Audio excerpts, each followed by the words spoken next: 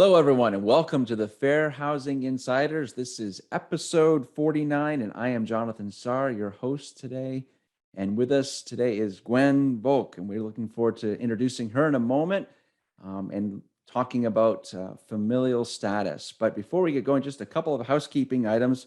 Make sure that you're subscribed to our YouTube channel and to our newsletter so that you never miss out on all the fair housing bonuses and extras that we provide.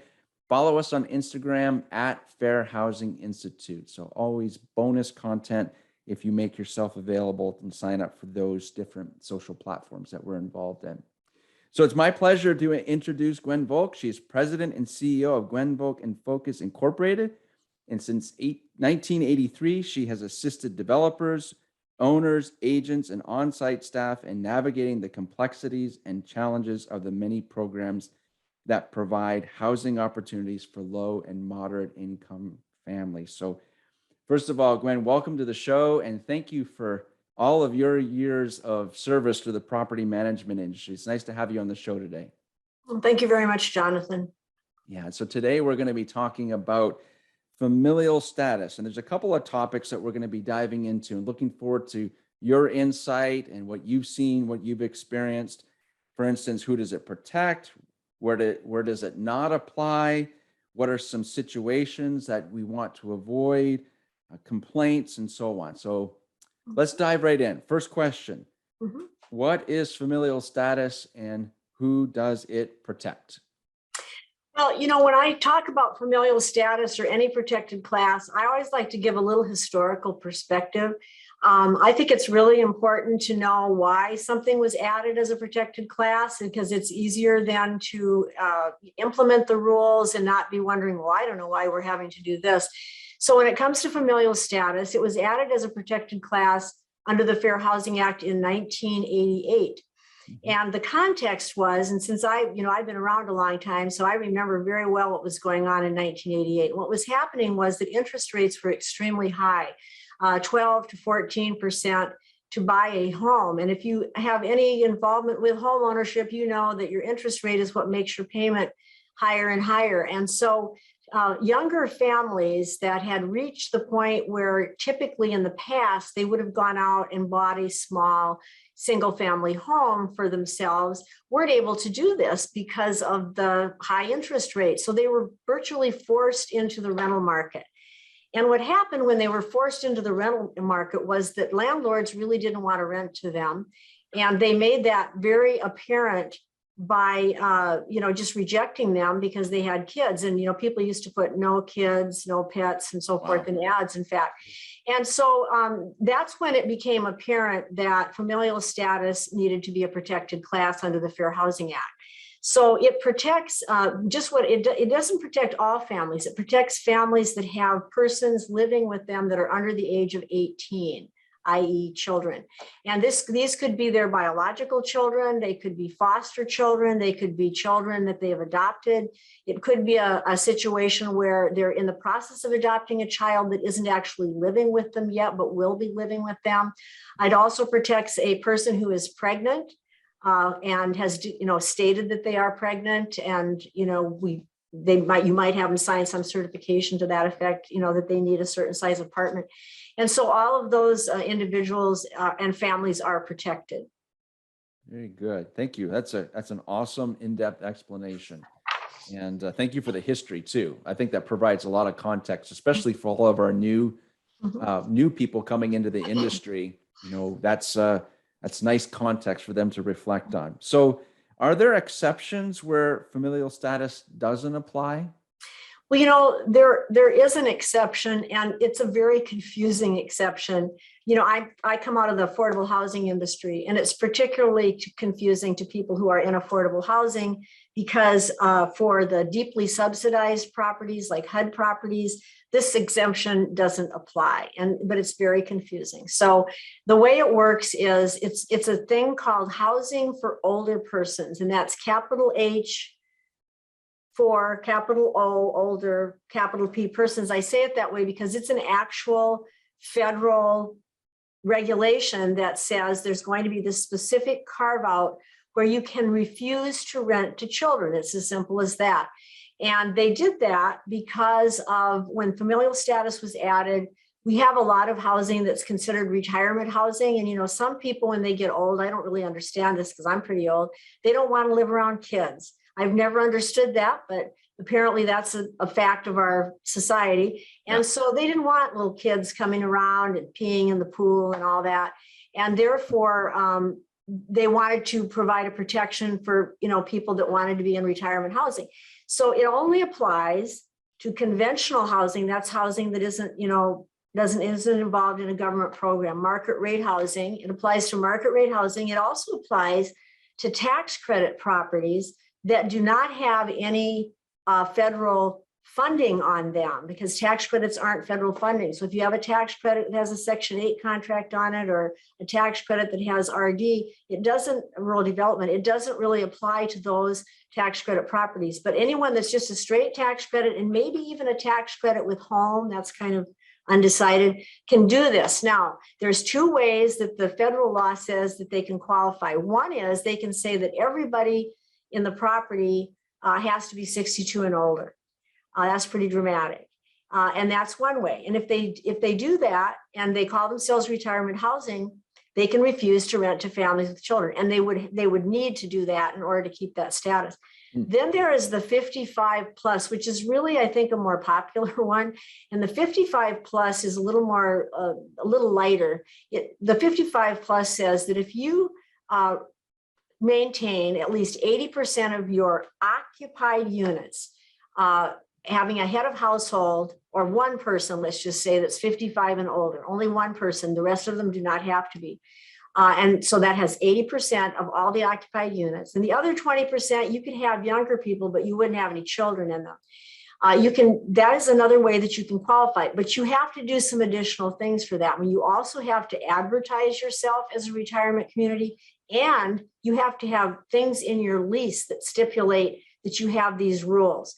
And so if you do all of those things, you can then refuse to rent to children. And that's what you would do. So if you had a 70-year-old that came in and they had a 14-year-old grandson with them, you would refuse to rent to them because the grandson doesn't fit with your profile of housing for older persons. I do want to add that there are properties, HUD properties, that are called elderly properties. So that's confusing. They are elderly properties, but they can't refuse to allow a child to be in a unit if the household otherwise qualifies for that unit, and if the unit is large enough to, it's got enough room for whatever many people that's going to be. Right. Wow, thank you so much. That's good. And I think our audience really understood. So we got market rate properties, affordable housing, tax credit, unique differences for all of them when it comes to familial status. So thank you so much. That's excellent explanation. Okay, so let's spin this a little bit.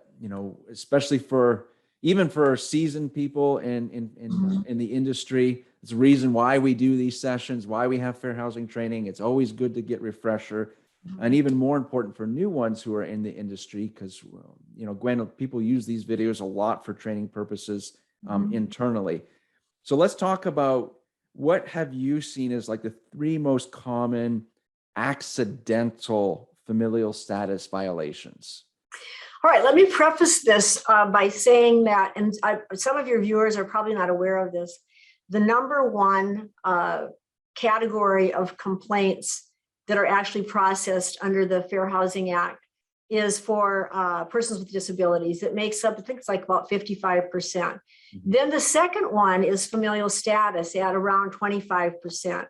And race is way down there, like at about 6%, which is interesting. And people usually think it'd be the other way around. So familial status is a very common type of fair housing complaint that actually gets prosecuted.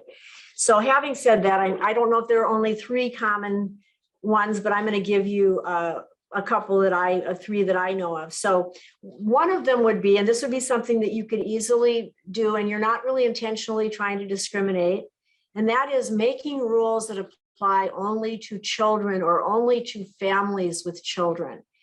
And you can't do that. So if you're going to have a rule, it pretty much has to apply to everyone.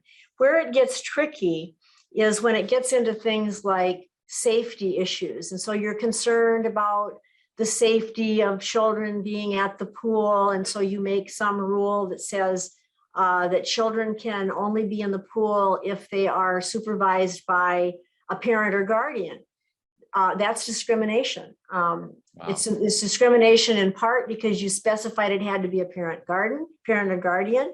It's also discrimination because what you really should be restricting are people who aren't able to swim and need supervision. So you could just leave the kid thing out of it completely, and you wouldn't be, walking on any dangerous ground at all. But that's a tricky one.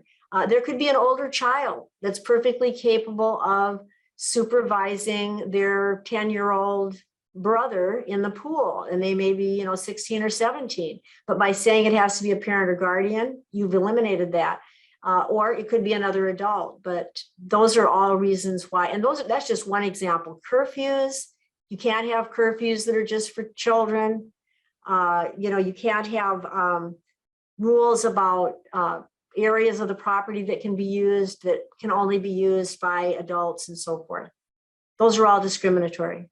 Yeah, no, that's good. That was one of the first things is when you started mentioning about safety.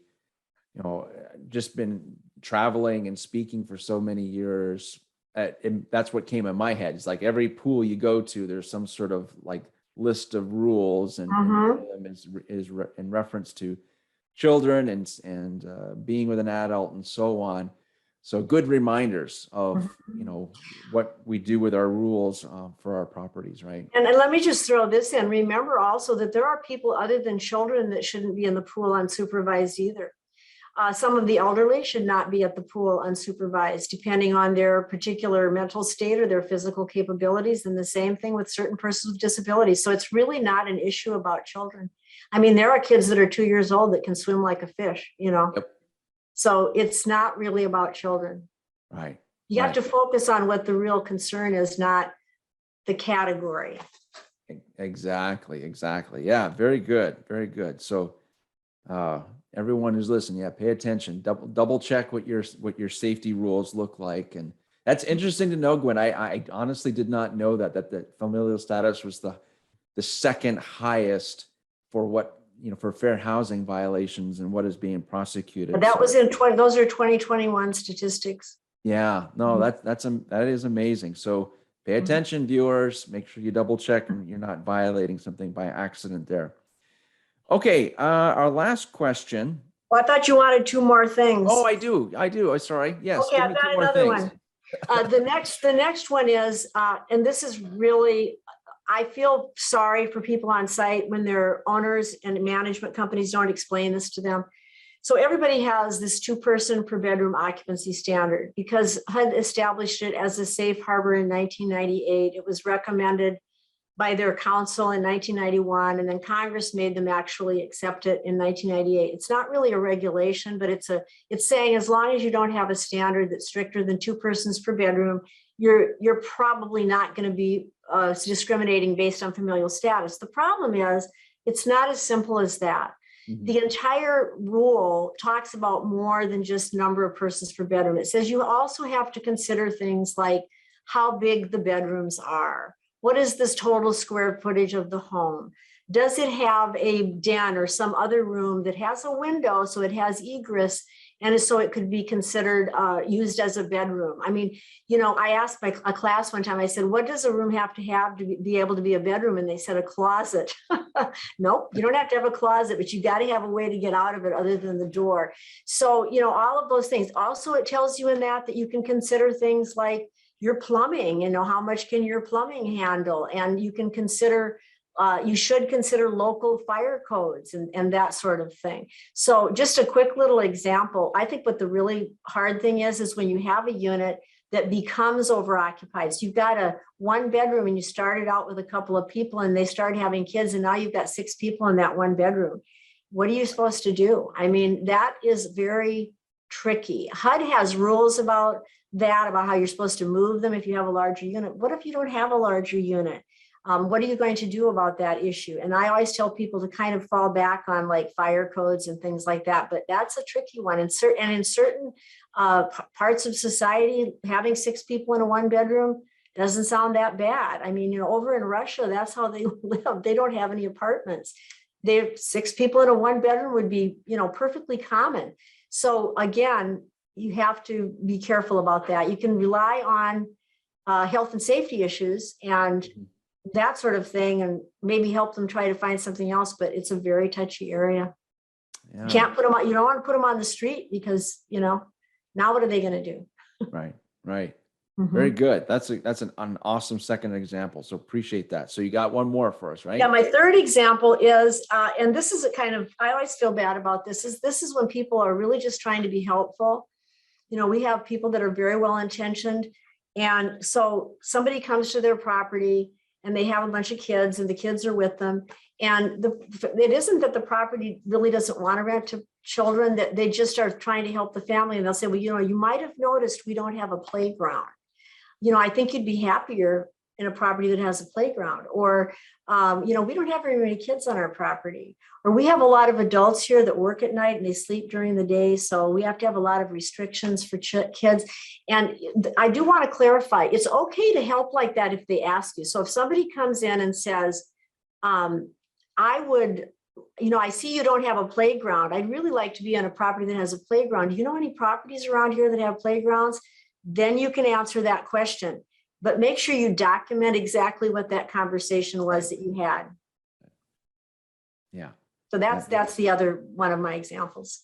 That's really good. Really good. Yeah. Thank you so much. Mhm. And it's a good framework. So again, audience takeaway, go back and review, take some of these scenarios and just role play if you can, just to see how your team is doing and how they react.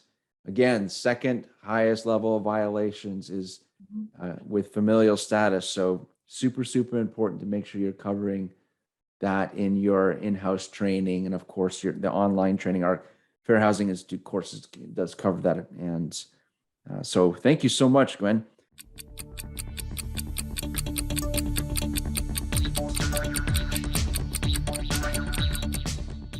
Mhm. All right. So that was a lot of material. So at the end of our shows, what we like to do is just kind of do a quick little kind of game show style format and throw out fast 5 questions to you. And let's see if we can, first of all, it's always a challenge for me to be able to say them fairly quickly, because there's really no short fair housing questions whatsoever. Mhm. But let's see if we can get it in 60 seconds and you win 1 quintillion Monopoly dollars or something along that line. Okay. Or a Okay. Bitcoin would be good. Yeah. All right, here we go. Okay. So after many close calls, the manager issues a notice that children aren't allowed to play in the parking lot. Is this discrimination? Yes. They could indicate that no one should be in the parking lot unless they're parking, but they shouldn't be singling out children. Very good. A couple with 3 children, including a newborn, is refused a 2-bedroom because they exceeded the occupancy limit. Is this right? It isn't. And the reason it isn't is because of the newborn. There are even states that have specific rules about that any child under 5 or something shouldn't even be counted in the occupancy standards. So you have to know what you're doing with that one. Very good. Mhm. Okay, the president of the condominium association submits a written request that the owner refuse applications from families with children, since the project now qualifies as housing for older persons. How should the owner respond? Well, it would sort of look like that, but the qualifying as a housing for older persons has all these different hoops that you have to jump through. So they couldn't just decide that. It's possible that they might be able to implement some, those rules, but it's got to take a plan and figure out how it's going to work so that they're not just deciding, oh, we're all old now, so let's just stop renting to kids. Very good. Okay, thank you. A new manager allows an income qualified 71-year-old and her minor grandson to move into a HUD 202/8 property restricted to those 62 or over. Was that the right decision? It was, as long as, the unit was, a 1-bedroom, which 2 persons per bedroom, they can fit in there. And it's perfectly the right thing to do. It's an elderly property, but you cannot restrict a family that is otherwise qualified from occupying a HUD property with a child. Very good. Thank you. So would a manager be within his rights to implement a rule that children under 10 must be supervised by a parent or guardian when using the pool? Well, I think we already discussed that, and that would be no. Yeah, absolutely. That's not the right way to do the rule. Exactly. Very good. All right. Well, we didn't do it in a minute, but we did it in just over 2. So that's still absolutely Okay. amazing for the in-depth conversation that we've had today. So thank you so much, Gwen, for being on our show. We've been looking forward to this interview, looking forward to showcasing your experience in the affordable housing and talking about familial status today.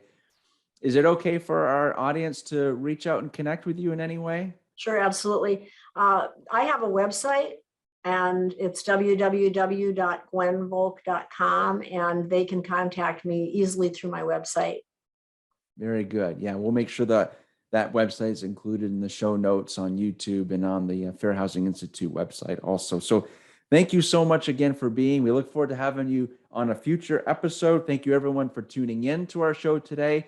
And if you have found this valuable, please share it with your network. We appreciate your support, your thumbs up, and we also appreciate your questions and comments. So take some time. If you have any questions about this episode or any of our other episodes, please share that with us on future episodes. We consider all those community questions, and that will be coming up in a future recording. So thank you, everyone. Until next time, thank you for tuning in to the Fair Housing Insiders. Take care.